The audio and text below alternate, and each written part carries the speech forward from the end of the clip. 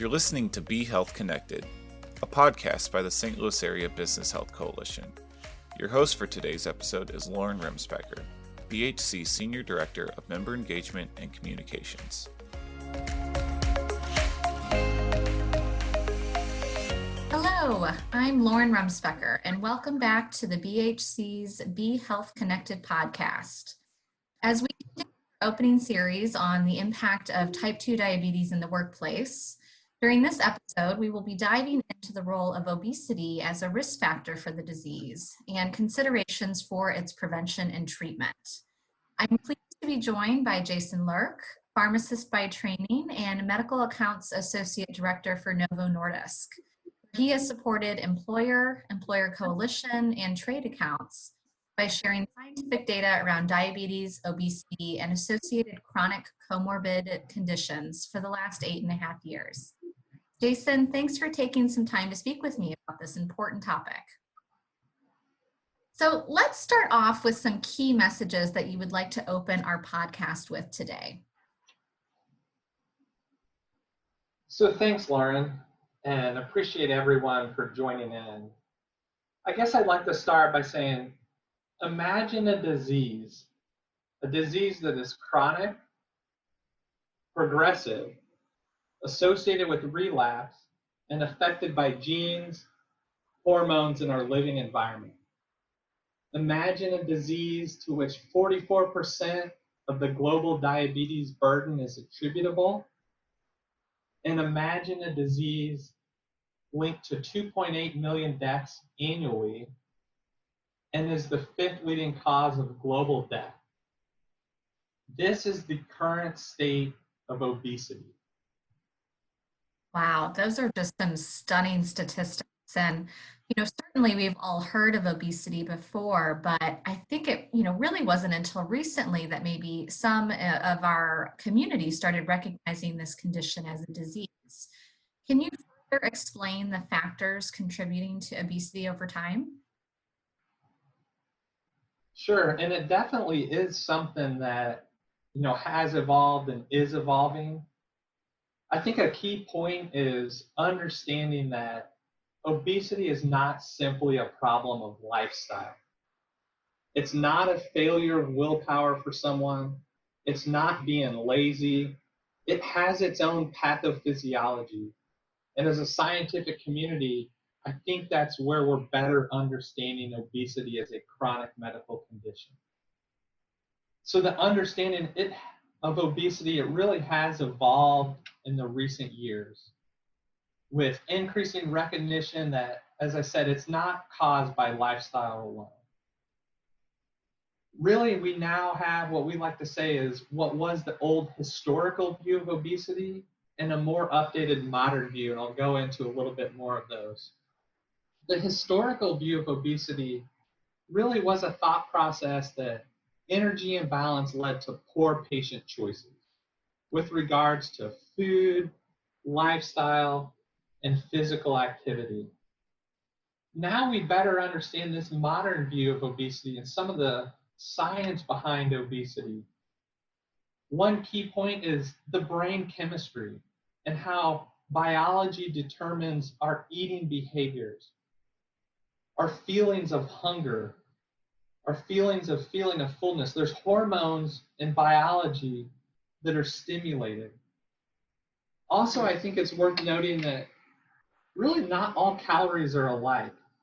We're in an environment where food is plentiful. There's more processed foods, a lot of food options, so that plays in as well. And then really the physiological factors that drive weight regain after weight loss through whether it's diet is kind of a new phenomenon of the body defending a set point. And in response to weight loss, there are biology changes. We increase our appetite, our metabolism decreases.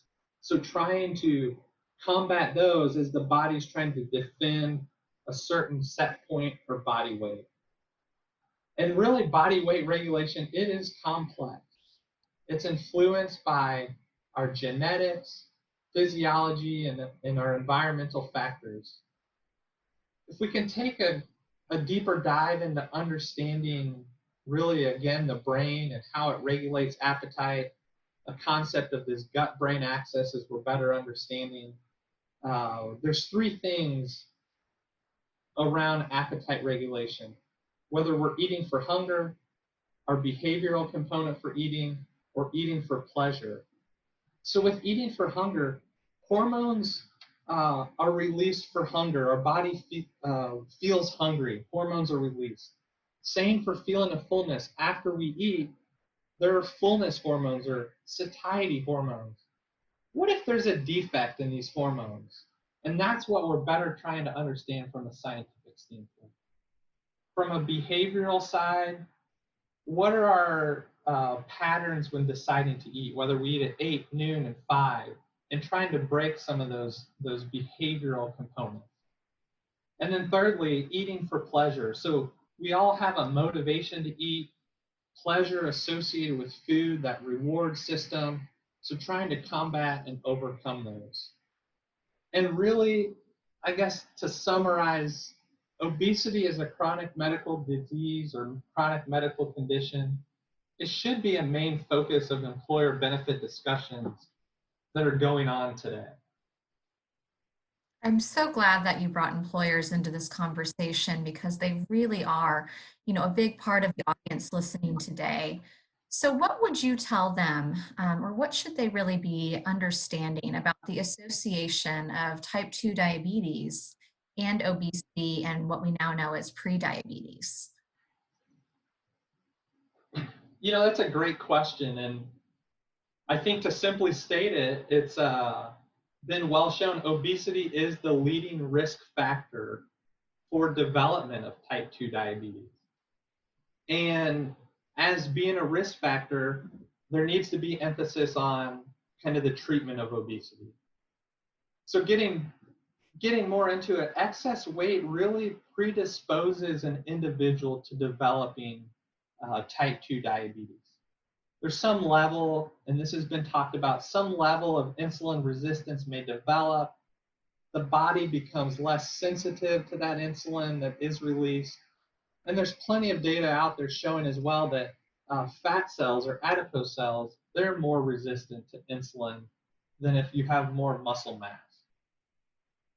So individuals with obesity then are more likely to develop type 2 diabetes, which is understood as a progressive disease. After that insulin resistance develops, the beta cell dysfunction occurs and type 2 diabetes then progresses.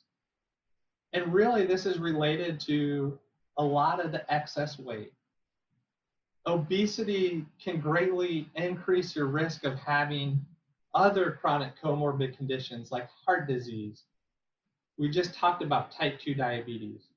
The CDC states there's 13 different types of cancer that are associated with people who have obesity compared to a normal weight population. Sleep apnea, osteoarthritis, and really there are many more, but I just wanted to at least highlight those couple. And we also know that in addition to the health outcomes, that obesity is having an economic impact as well, especially when we're looking at this from a business perspective. So can you expand on that a little bit more? Absolutely. And that's a key point for employers as well, is the economic impact. There's some data out there. I'm going to share some quick highlights and key points, but I think we're better understanding and trying to formulate what actually the economic impact of obesity is. And you'll see more information moving forward, but three things around it. The first one being healthcare costs are high. The second related to productivity costs. And thirdly, I'd like to highlight the future of our workforce. So going back to healthcare costs are high, a couple stats. Obesity is associated with a 46% increase in inpatient costs, a 27% increase in non-inpatient costs, and an 80% increase in prescription medication costs when compared to a normal weight population. So the healthcare component or healthcare costs, there's data out there. From a productivity standpoint and working with employers the last several years, a lot of times absenteeism and presenteeism, they're very hard to quantify at an individual employer level. Some employers do it well, others it's hard to quantify. So these are national statistics for the United States, but obesity accounts for annual costs of $12.8 billion in absenteeism. So that's people not even showing up to work due to the main cause of obesity. And then it's stated that there's $30 billion in presenteeism costs here in the United States. So people showing up to work, but not functioning to the level of someone with a normal weight or normal BMI. And then the other point that I wanted to make is the future of our workforce really is at risk. If you look at over 1/5 or 20% of individuals aged 12 to 19 in the United States, they have obesity. This isn't the workforce today. They may be dependents, but they're the workforce of the future. And we really need to ensure adequate measures to prevent that number from going up, prevent future obesity, but then focus on the population that has obesity and how do we treat this population appropriately. And I do want to make a final point here that the World Health Organization has declared obesity as an epidemic, and we could talk more about that. And several times before during this conversation, you've mentioned prevention and treatment as kind of key pieces of this puzzle. Can you talk a little bit about how you're defining these from a clinical perspective? Absolutely, and I think it's key to really grasp that concept of what prevention means and what treatment means. So if we think of, say, prevention of obesity or prevention of prediabetes or prevention of type 2 diabetes, strategies really need to be in place to try to prevent someone who's in that overweight category by a BMI categorization, preventing them from moving up to a BMI of 30, which would classify them as having obesity. So there's a lot of programs out there aimed at these preventative tactics. How do we prevent someone from, or with prediabetes, of developing type 2 diabetes? We know it's a progressive disease, but how do we put solutions in place to prevent that progression? I think it's an area that's still being refined, but it needs to have a certain focus. And then flipping over and I guess discussing that treatment component, if someone has a BMI of 30, so 30 to 35 is class 1 obesity, 35 to 40 is class 2 obesity, and a BMI over 40 is class 3 obesity, if they're in one of those categories, really the guidelines recommend that they need to be treated. We treat someone with hypertension. We treat someone with depression. We treat someone with type 2 diabetes. And really this is kind of bringing to light that what are we doing to treat this population that has obesity for their chronic medical condition? And I think this is really in a space that there needs to be differentiation. There's solutions developing moving forward, but it really needs to be, I guess, discussed at the employer level. And from a solutions standpoint, Novo Nordisk has been conducting research in obesity for the last 2 decades. Can you elaborate a little bit more on the work being done in this space and where you think some of the next opportunities might be? Sure, and that is key. So Novo Nordisk has historically been known as a diabetes company. There are other chronic diseases that we are conducting research. As you mentioned, obesity is one of those. And our scientists, they're really trying to better understand this gut-brain axis and how it relates to body weight management. And some of these hormones that are released to regulate, as I said earlier, hunger and satiety, or that feeling of fullness. can we investigate these hormones and maybe develop a pharmaceutical compound to treat obesity from this hormonal standpoint? We do currently have published data that's out there looking at patients really out to 3 years. And it was a population that all had prediabetes to start. And we were looking at the impact of their prediabetes status really due to weight loss from a particular weight loss medication. And that information is out there and available. We can look at it at a future date. I guess from a future study standpoint, we are conducting research looking at the impact of body weight loss on some of these other comorbid conditions, as I said, prediabetes. What's the impact of weight loss on cardiovascular risk? That's an area that really hasn't been investigated. And then some of these other chronic comorbid conditions. There are several investigational compounds that we're currently researching, which aren't FDA approved, but hopefully at a future date, we'll have more treatment options for patients who have obesity as a chronic medical condition and good data around some of these comorbid conditions. Very exciting to hear of some of the things that are coming down the pipeline, and we'll look forward to staying connected with you on those. So in the meantime, what opportunities do you think there are for employers to start implementing some successful strategies that can really impact the health and well-being of their workforce? That's a great question. And there's really a lot of strategies. I might just highlight 4 key strategies. And I think to highlight them and then go a little deeper into them. The first of employers knowing their data. The second is around stigma and bias associated with obesity. The third I'll kind of talk about is that financial impact piece. And then I might close with benefit alignment. So I think first and foremost, it's key for employers to know their data. There's a lot of electronic data out there. Unfortunately, today it's hard to get a good grasp on all of it.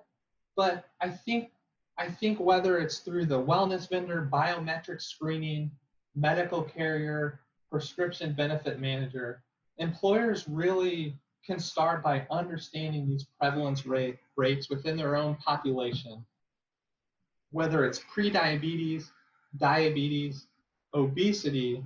Then they can move forward to create and address strategies specific for each of those populations and really target those disease states once they have a good grasp on their data. Second, I mentioned this stigma and bias around obesity.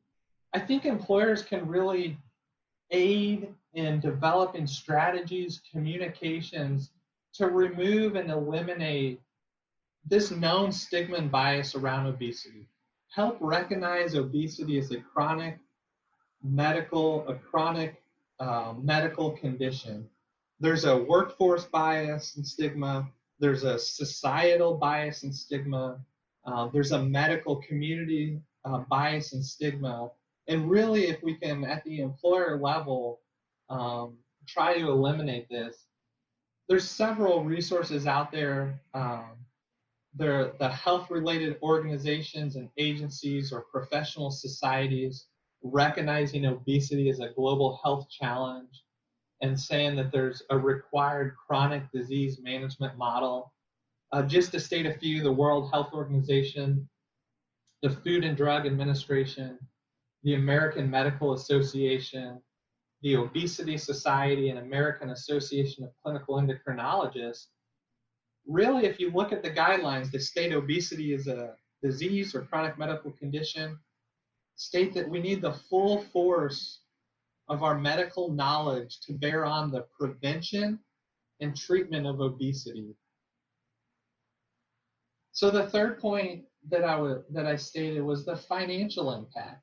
And I think employers can really broaden their scope and think of financial impact with regards to direct and indirect medical costs across the subsets of the population, whether it's class 1, 2, and 3 obesity compared to either overweight or normal weight.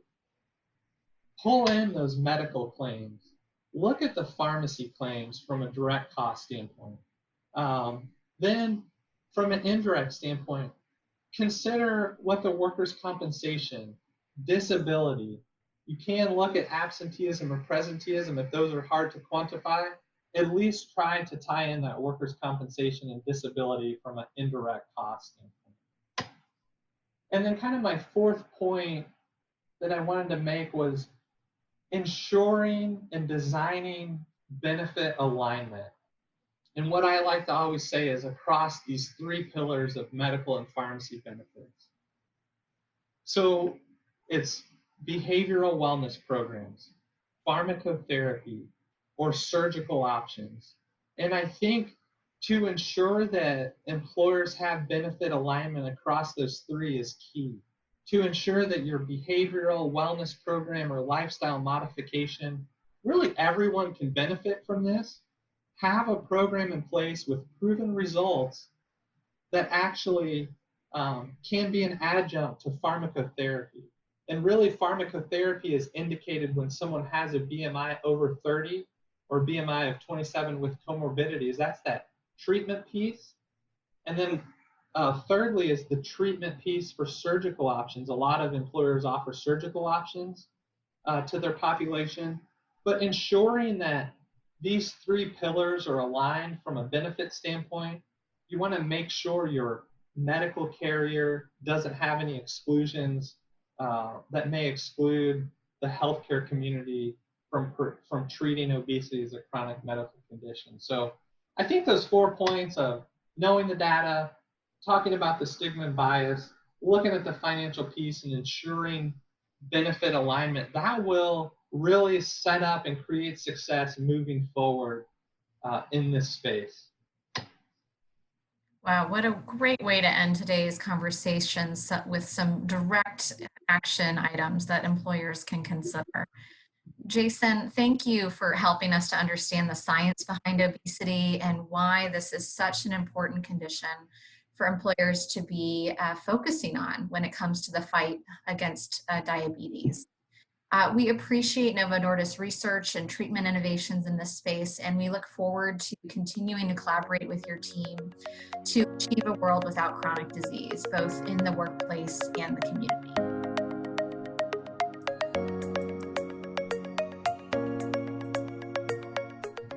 Thank you for listening to the Be Health Connected podcast.